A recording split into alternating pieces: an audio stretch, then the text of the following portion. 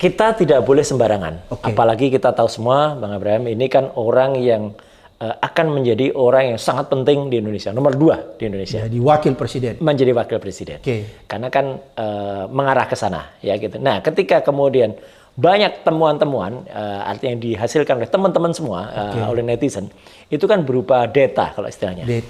Data-data itu kan tersebar di internet. Keluar ini postingannya dulu dia, ini. Nah, masing-masing itu kan harus kita verifikasi. Nah, saya ceritakan verifikasinya. Kemudian dari data itu nggak akan berguna apa-apa kalau tidak bisa diolah menjadi sebuah information. Jadi data harus jadi information. Nah, tugas saya di situ. Jadi apakah data-data itu saling berhubungan? Ya, pertanyaan Bang Abraham kan. Nah, apakah kemudian dari information itu bisa menjadi satu pengetahuan bagi kita? Bisa jadi knowledge bagi kita. Nah, habis dari knowledge, itu yang kemudian harusnya itu menjadi wisdom. Ya, untuk aparat, untuk nanti menentukan sikapnya kayak apa, kebijakan kalau nanti ternyata misalnya 08 atau nanti calon presiden terpilih ya, presiden terpilih Pak Prabowo itu nanti akan menggunakan ini atau tidak, itu kan guna dari adanya data yang dulu menjadi informasi, menjadi sebuah pengetahuan dan dipakai. Nah, ini tidak boleh ada bagian yang terlepas. Masih dengan topik yang sedang ramai diperbincangkan, yaitu tentang dugaan keterlibatan Gibran dengan akun kontroversial bernama Fufu Fafa. Pakar telematika Roy Suryo akan mendalami data-data yang telah dikumpulkan oleh netizen. Dari penelusuran yang dilakukan, nomor telepon Gibran serta email yang sering ia gunakan ditemukan berhubungan dengan akun Fufu Fafa, dan jejak digital yang dihasilkan sangat jelas, terutama mengenai akses terhadap konten-konten dewasa. Roy Suryo menggarisbawahi bahwa tidak ada satupun langkah yang diambil secara sembarangan. Semua data diverifikasi dan diolah secara hati-hati menjadi sebuah informasi yang jelas.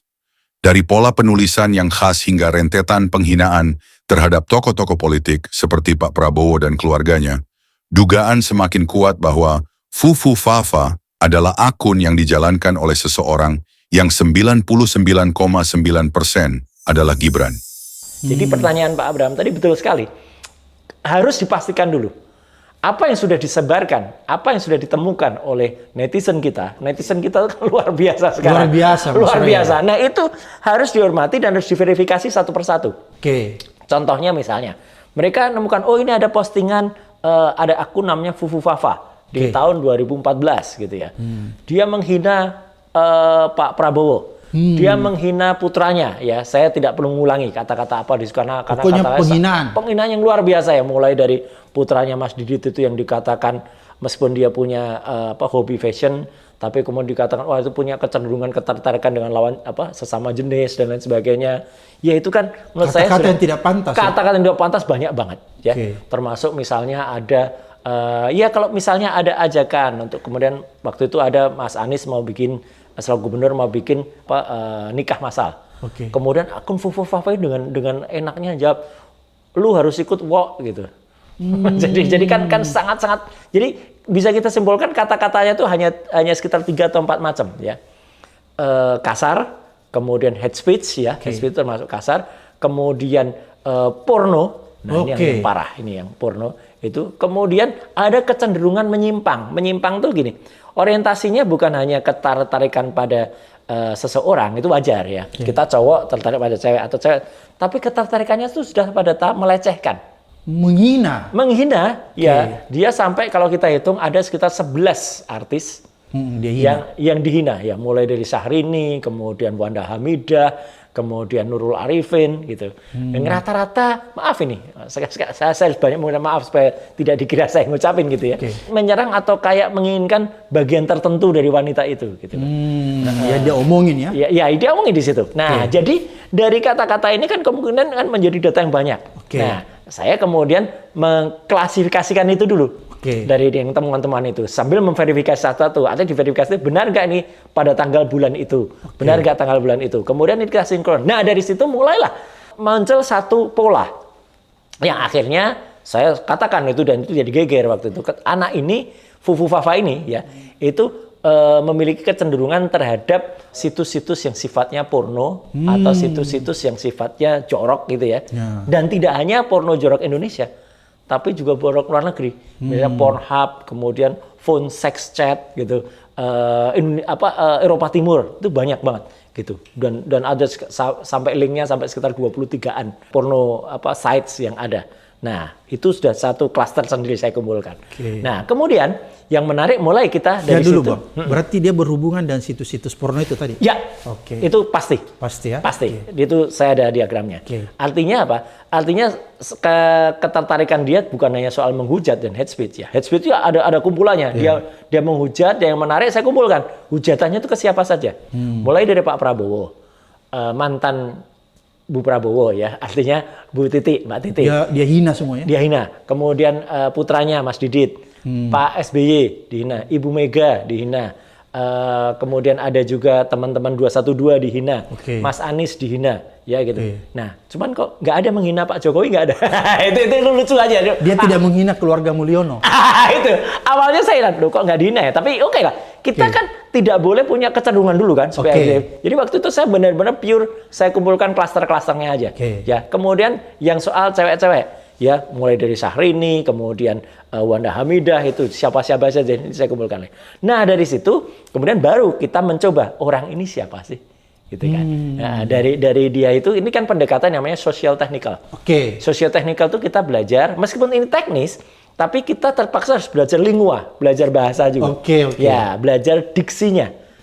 Karena gini, Bang Abraham, orang kalau dia menulis itu pasti punya kecenderungan. Abang WA ke saya. Saya WA ke Abang. Lama-lama ada ciri khas. Ada ciri khas. Nulis yang tuh misalnya kalau ada orang ya nulisnya utuh yang, ada juga yang disingkat YG, ada juga yang kalau nulis tidak itu tidak, ada TDK, ada G itu gak itu pasti ada. Ciri khas ya. Ciri khas itu kita kumpulin. Ya, ini menjadi bahasa seorang. Penemuan yang memperkuat dugaan tersebut adalah ketika akun Fufu Fafa secara tidak sengaja membocorkan informasi pribadi, termasuk alamat email yang sama dengan akun resmi Cilipari, usaha catering milik Gibran. Di satu unggahan, akun ini menanyakan lokasi pembelian stik gunting di PIK, dan beberapa jam kemudian, unggahan yang sama muncul di akun Cilipari, memperkuat dugaan bahwa kedua akun dioperasikan oleh orang yang sama.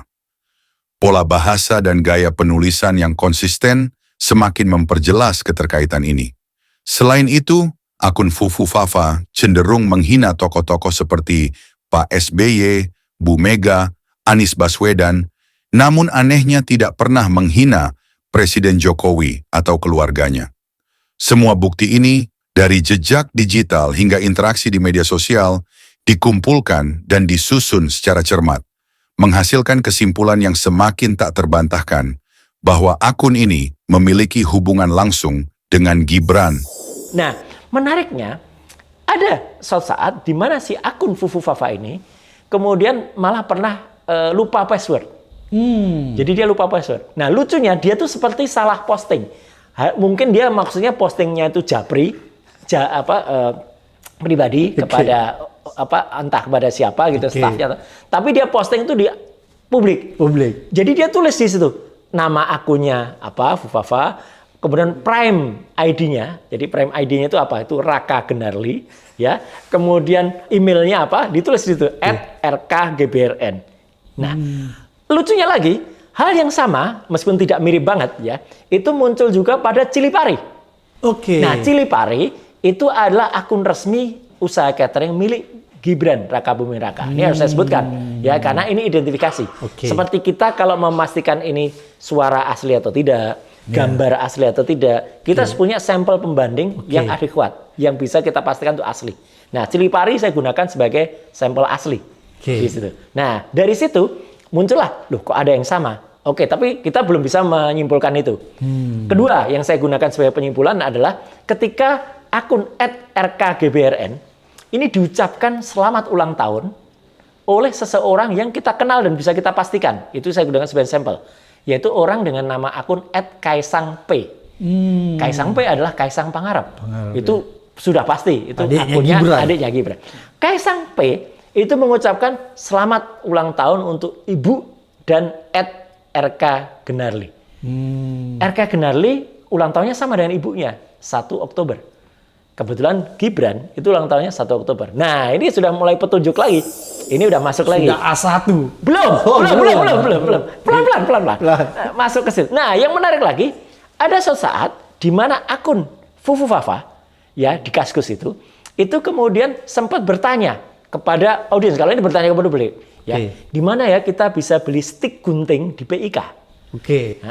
Tapi ini PIK-nya PIK yang lama loh ya. Enggak, pakai kasus PIK tahun 2000, bukan PIK yang baru ini. Kasus PIK lama ya. Yang PIK baru belum. Nanti belum berikutnya kita bongkar. Ya. Nah, menarik. Kalau ini benar-benar menarik, Bang. Ya. Karena kalimat di mana bisa beli stick gunting di PIK, kalimat yang sama persis, itu kemudian diposting 3 jam lewat 2 menit berikutnya. Pada hari yang sama, tanggal yang sama, tapi jamnya beda. Ya, di akun resmi Cilipari. Nah, ini bisa digunakan sebagai identitas. Karena apa? Sebagai petunjuk. Karena kalau kemudian orang yang postingnya awalnya itu di akun yang resmi, kemudian di-copy di akun fake-nya, katakanlah akun Fufafa itu fake, akun canda-candaan. Oke lah, itu berarti kan akun ini cuma copy. Tapi ini akun candanya yang sudah muncul duluan jam 8 pagi. Kemudian baru 3 jam berikutnya akun Ciliparinya yang kemudian nulis hal yang sama. Ini kan aneh kalau ini tidak berasal dari sumber yang sama. Setelah melihat bukti yang terus bertambah, kecurigaan terhadap akun Fufu Fafa semakin kuat, terutama karena adanya kesamaan data dan gaya penulisan. Salah satu contoh yang mencolok adalah ketika Fufu Fafa mampu menjawab dengan sangat detail pertanyaan terkait bisnis keluarga Jokowi, khususnya mebel yang digeluti oleh ayah Gibran. Dalam salah satu balasan, Fufu Fafa menyebutkan bahwa bisnis tersebut tidak bangkrut, memberikan informasi spesifik yang hanya diketahui oleh orang dalam keluarga. Selain itu, ada kejadian lain ketika Fufu Fafa mengakhiri sebuah percakapan dengan mengatakan saya mau bobok siang dulu, yang secara langsung mengingatkan kita pada momen viral ketika Gibran saat menjabat sebagai wali kota Solo, mengatakan hal yang sama kepada wartawan. Pola penggunaan kata-kata ini mulai memperjelas bahwa orang di balik akun tersebut kemungkinan besar adalah Gibran. Dugaan ini semakin menguat ketika dilakukan investigasi lebih lanjut dengan menggunakan nomor handphone yang terdaftar pada beberapa akun, yang ternyata memang terkait langsung dengan Gibran. Nah, dari situ kita mulai tertarik. Saya mulai tertarik. Ini data-data ini bisa jadi sebuah informasi nih. Saya kaitkan nih informasinya. Muncullah satu keterangan ketika pernah ada seseorang yang mempertanyakan bisnis keluarganya bapaknya, bisnisnya mebelnya Pak Jokowi. Ya. Dan dia bisa jawab, Fufu Fafa ini bisa jawab dengan sangat detail. Oh, itu tidak benar kalau bangkrut gitu. Dan itu bukan Pak Wiono tapi Pak Miono gitu. Itu nama anggota keluarganya. Kemudian dia bisa nulis bla bla bla, detail banget. Keluarganya dia bisa detail bisnis. Kemudian yang menarik lagi nih, Bang. Ada suatu saat ketika ditanya lagi oleh orang, dia jawab, "Sudahlah, saya sebenarnya bisa jawab gitu ya." Gitu. Tapi saya mau bubuk siang dulu. Wah, begitu lihat kata itu, saya langsung ingat, Bang. Orang yang namanya wali kota Solo dulu, itu pernah sangat terkenal atau sangat viral di Solo.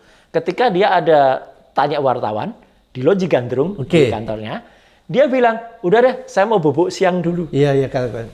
Persis banget itu. Jadi artinya orang yang sama, selalu punya kecenderungan mengucapkan diksi yang sama. Nah, dari situ, kalau tadi dikatakan mulai belum A1, ini udah mulai mendekati lagi. Lebih mendekati lagi ketika tiba-tiba kita coba nih, kita dengan teman-teman netizen tes. Apakah ini ada kaitannya antara tadi akun-akun tadi, @rkgbrn, kemudian nama dia, kemudian ternyata belum, karena belum menemukan nomor handphone. Lebih jauh lagi, bukti digital semakin mendekatkan pada kesimpulan akhir bahwa akun Fufu Fafa dan Gibran sangat mungkin dioperasikan oleh orang yang sama. Teman-teman netizen melakukan tes dengan menggunakan nomor handphone Gibran sebagai parameter pemulihan akun pada berbagai platform. Dan ternyata, nomor tersebut benar-benar memunculkan akun Fufu Fafa sebagai hasilnya. Hal ini semakin memperjelas keterkaitan antara kedua akun tersebut. Selain itu, gaya bahasa yang digunakan oleh akun Fufu Fafa menunjukkan pola yang konsisten dengan akun resmi Cilipari, usaha catering milik Gibran. Bahkan, pada satu titik Cilipari sempat menggunakan bahasa kasar yang sangat mirip dengan yang digunakan oleh Fufu Fafa. Ketika ini terungkap, upaya bersih-bersih mulai dilakukan dengan banyak postingan lama yang dihapus dan akun yang perlahan-lahan menghilang. Namun, semua jejak digital ini sudah terlalu jelas untuk diabaikan, termasuk nomor handphone yang terhubung dengan akun Kaskus dan pembayaran GoPay yang terkait langsung dengan Gibran. Ini membawa kita pada kesimpulan yang tak terbantahkan, meskipun masih ada pihak yang mencoba menutup-nutupi fakta tersebut. Karena kan kalau kita masuk ke sebuah akun pemulihan, ada misalnya di platform manapun, kalau kita misalnya mau mengecek sesuatu, kita harus masuk ke akun pemulihan. Nah, akun recovery ini biasanya digunakan parameternya atau dia akan ngecek ke nomor handphonenya. Nah, oke. Nah, ada teman yang namanya Anonymous ya, gitu. Dia kemudian mencoba melakukan doxing. Doxing itu sebenarnya ya agak-agak terlarang-larang dikit lah, gitu ya. Gitu. Kalau dilakukan tanpa hak. Kalau Bang Abraham dulu di institusi yang resmi itu ya itu boleh mendoxing orang itu emang tugasnya, ya kan. Nah, ketemulah nomor handphone dari si Gibran yang asli ya, plus 6289750 sekian 33 belakangnya. Nah, jadi itu ternyata benar nama nomor handphone itu kemudian lengkap dengan data-datanya dia, alamat dan lain sebagainya, itu sampai dipublish gitu kan. Itu muncul. Nah, nomor handphone itu kemudian kita gunakan sebagai akun pemulihan. Dia ditanya akun emailnya apa di Kaskus ya. Ketika kita masukkan akun pemulihannya itu nomor handphone itu dan cili pari dimasukkan, menarik banget ini yang membuat orang kaget. Begitu dimasukkan dua parameter itu, keluarnya akun yang dipulihkan dengan itu apa? Fufu Fafa. Jadi kalau ini sudah 99,9%, maka saya berani mengatakan A1 ya. Saya nggak boleh mengatakan 100% ya, karena 100% milik Allah gitu. Itu. Jadi sudah jelas belum? Nomor handphonenya sudah jelas, nomor handphonenya Gibran. Email cili pari itu adalah emailnya untuk resmi untuk catering yang dia sebut itu ya, catering resmi. Keluarnya akun Kaskus yang namanya Fufu Fafa. Ya ini nggak bisa ngelak lagi sudah. Nah dari situ kemudian barulah karena sudah pasti saya balik bedah lagi dan menarik. Kata-kata itu ternyata juga tidak semua yang di kasar-kasar itu hanya ada di Fufu Fafa. Ternyata akun resminya dia yang cili pari itu juga pernah menuliskan kata-kata yang, maaf kalau dalam bahasa Indonesia itu kampungan gitu. Guyon slapstick, tapi slapsticknya tuh slapstick nggak sopan gitu. Karena dia pernah mengungkap, pernah mau promo, maksudnya promo mengiklankan keripik. Jadi dia kan pemproduksi keripik gitu, si adiknya Kaisang. Ada keripik gambarnya dia, yang dulu pernah heboh karena keripik itu pernah suatu saat pesawat Garuda Indonesia keripiknya itu gitu. Jadi orang pertanyaan, kok bisa ini, kok masuk ke sini nih, pasti kalau nggak ordal nggak bisa gitu. Akhirnya Garuda nyabut itu. Nah itu di cili pari, jadi bukan di Fufu Fafa, di cili pari dia nulis ini keripik kemeripik ya, bukan gitu. Jadi itu kasar banget itu. Bahasa itu untuk orang daerah itu menunjukkan kebahagiaan wanita yang kasar. Ini bahasa ini jelas detail sama seperti bahasa di yang Fufu Fafa. Dan yang terbaru, yang ini baru saya katakan belum ada di podcast yang lain. Ini saya katakan adalah ketika kemudian sekarang mulai ada upaya bersih-bersih. Ya, bersih-bersih ini. Jadi selain ada 2.100 postingan lama yang berusaha dibersih-bersihkan, Kominfo itu menyelidik siapa yang bersihkan ini. Karena kalau orang bisa tahu siapa yang membersihkan, ibaratnya ini ada sebuah handphone gitu ya. Atau ini dianggap sebuah server. Server di Kaskus itu kan gampang banget sebenarnya untuk mengungkap karena server ini ada di Indonesia.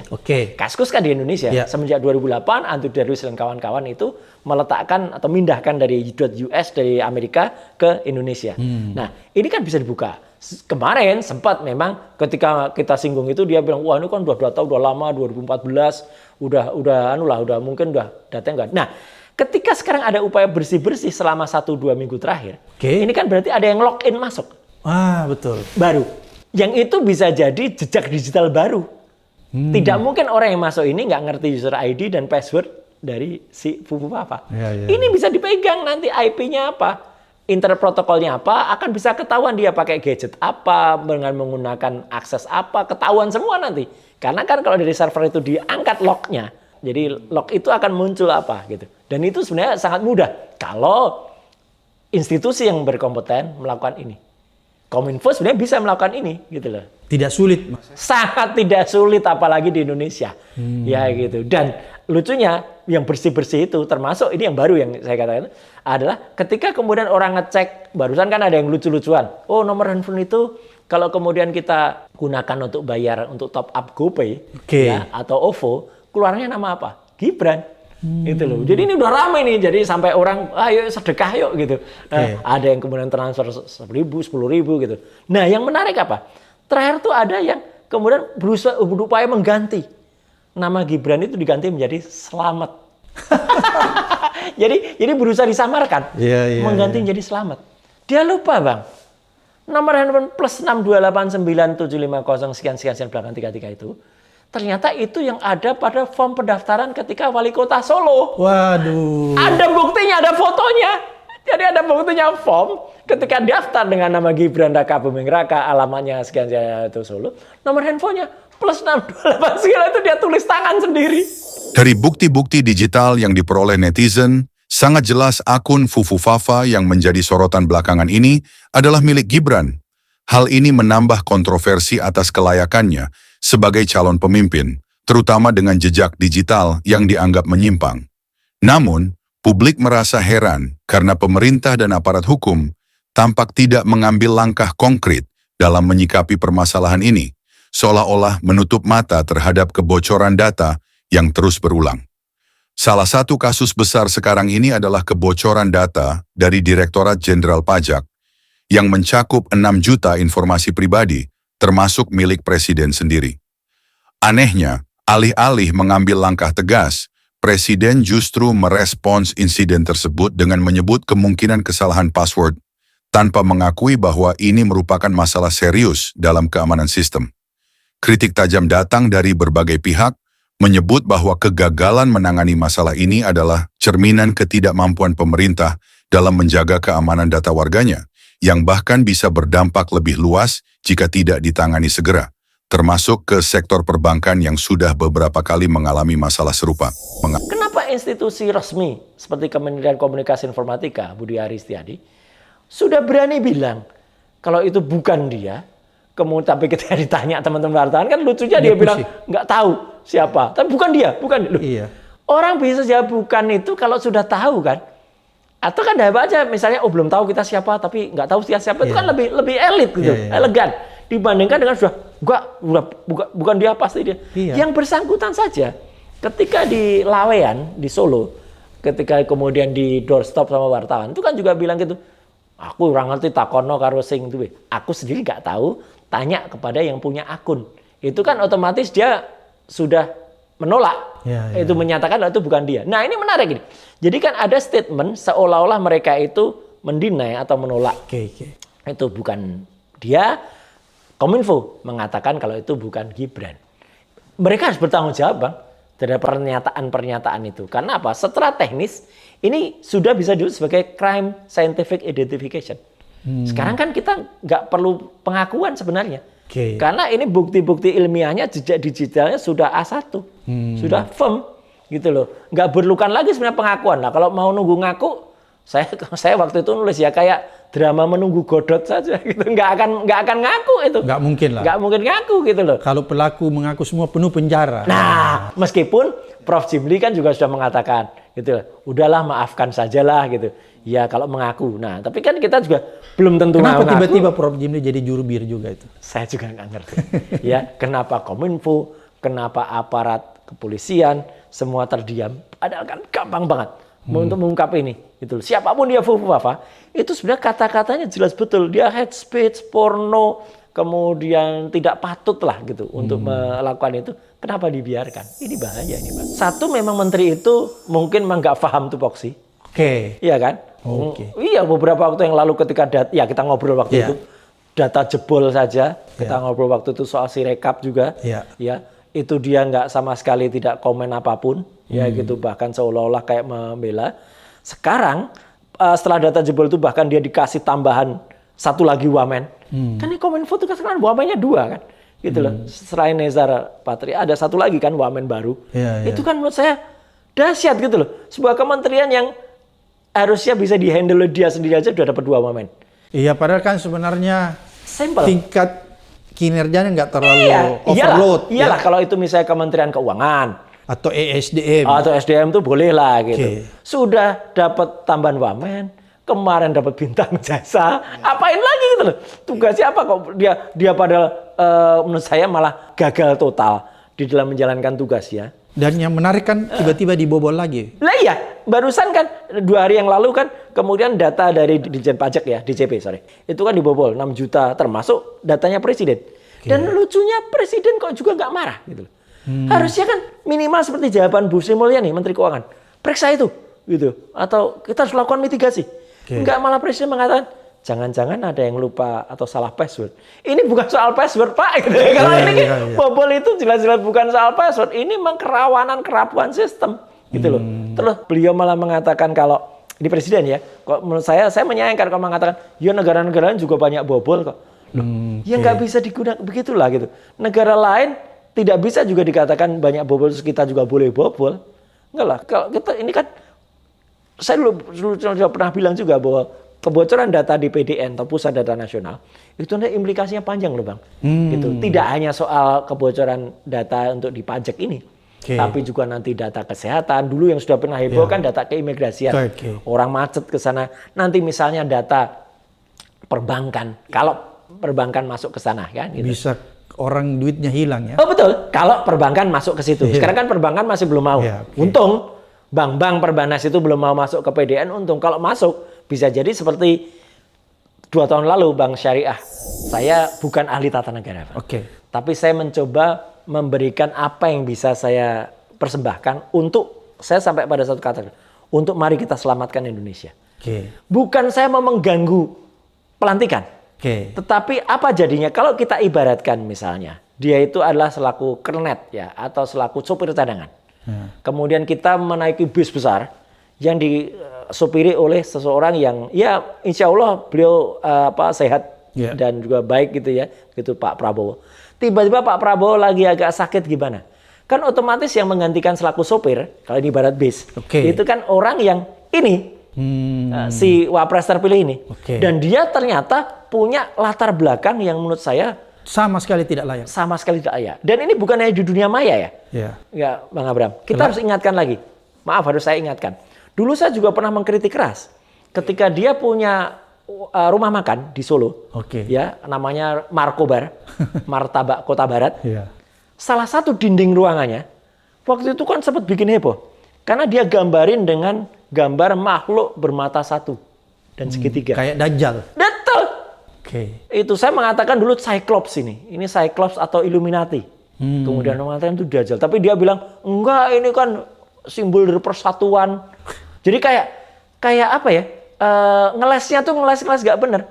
Kalau mau persatuan kan gak kayak gitu. Dia katanya itu persatuan dari 3 unit usaha apa. Ngapain gambarnya harus macam itu? Jadi anak ini memang punya kecenderungan berbahaya. Lah coba, atau sudah aneh gitu. Nah coba kalau dia tuh dibiarkan untuk memimpin atau menyopir bis, bayangannya aja gitu. Kemudian nyopirnya bisa oleng kanan, oleng kiri kanan. Orang mabuk yang... Betul. Apakah kita hanya duduk diem manut? Enggak dong. Kita berhak untuk mempertahankan hidup kita. Tuhan yang Maha Kuasa, Allah Subhanahu wa taala itu pun mengajarkan manusia tidak hanya pasrah. Harus punya ikhtiar ya Mas. Betul. Pasrah itu ketika kita memasrahkan diri kita kepada Allah. Tapi ketika kita diberikan otak kiri untuk berpikir keras, otak kanan untuk kreatif, itu kan bisa. Dan masalah otak ini menarik ini, Pak. Jadi jangan dulu Mas Suryo. Berarti si Gibran ini dia sebenarnya cacat moral ya. Cacat moral dan kalau secara medik ya, ada banyak ada gangguan mental. Ya, bahkan mungkin bisa disebut gangguan. Cuman kan kita nggak bisa memastikan begitu. Jadi secara kesehatan mental dia tidak layak jadi pemimpin. Ya. Makanya tidak boleh dilantik. Nah, dibatalkan. Itu monggo. Itu artinya itu ahlinya adalah para ahli hukum tata negara. Tata negara. Tapi kita sebagai orang awam kita melihat. Boleh nggak? Saya bisa begini. Kita bisa kemudian mengusulkan. Apa yang bisa kita peroleh dari ilmu yang kita? Satu, saya mencoba mengusul dari telaah telematika ini. Yang kedua, Bang, mohon maaf ini, saya harus bisa mempersembahkan satu ilmu lagi. Saya kan dulu juga ambil magister kesehatan, public health. Di mana public health itu di mana kita harus bisa menceritakan tentang penyakit yang kemudian kita dapatkan ilmunya dari ilmu medik, tapi kita jelaskan kepada masyarakat.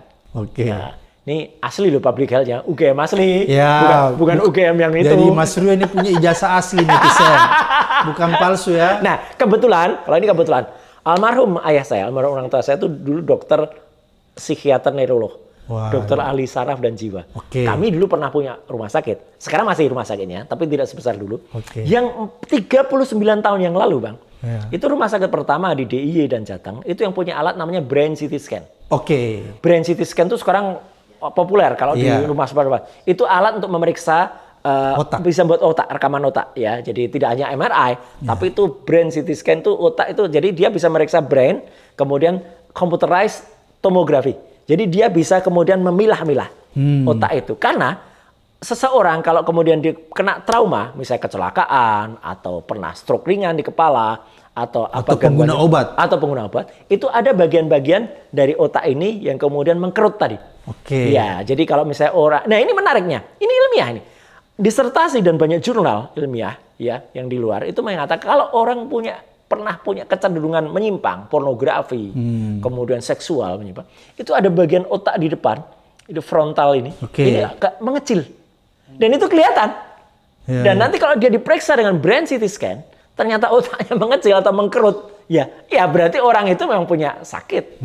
Gitu loh. Dan apakah pemeriksaan kesehatan ketika tes capres-capres kemarin di RSPAD tidak melewati itu?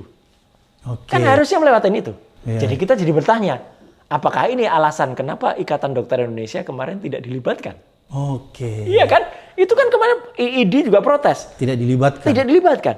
Jadi kan tidak objektif gitu loh, atau kurang objektif lah gitu. Ya, makanya harus ada dijawab nanti.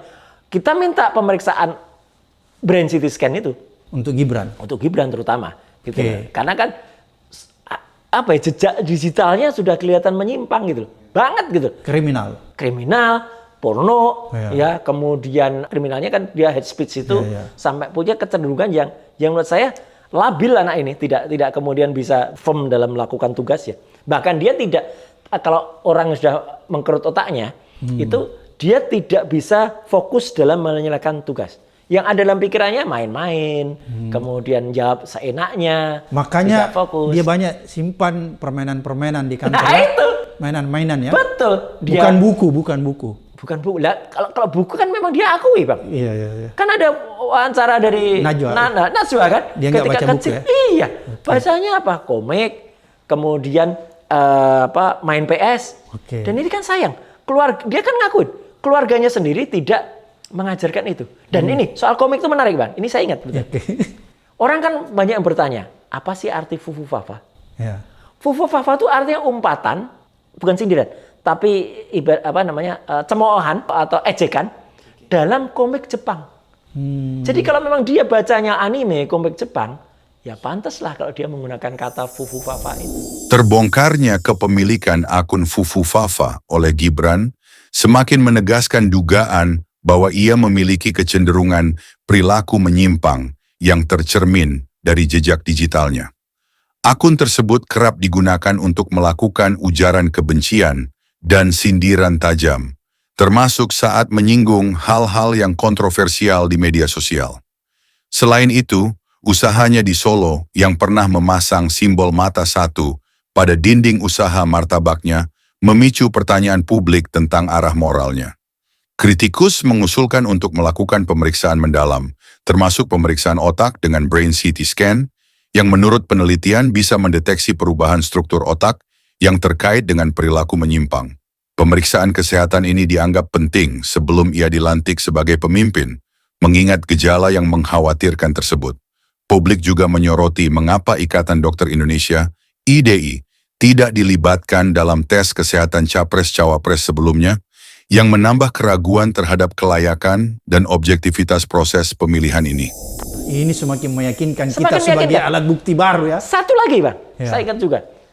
Kalau kemudian dia punya, itu nggak mungkin, itu yang nulis Syahrini itu kan orang lain itu pasti.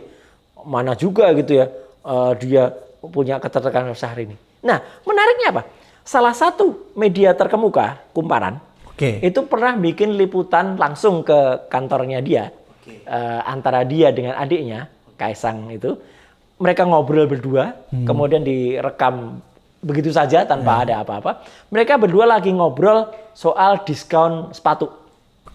Nah, diskon sepatu, si Kaisang cerita beli sepatu diskon bisa 70 atau 50% belinya di GI, di Grand Indonesia. Nggak ada hujan, nggak ada angin. Si Gibran ini tiba-tiba jawab, oh pre-love ya, pre-love Syahrini. Astagfirullah. Ini kok meloncat ini anak ini pikirannya. Dan itu sampai sempat saya analisis lagi rekaman itu, saya ulangi lagi, siapa tahu dubbing. Enggak, asli ya? Asli, karena itu disaut lagi sama si Kaisang. Kok Syahrini?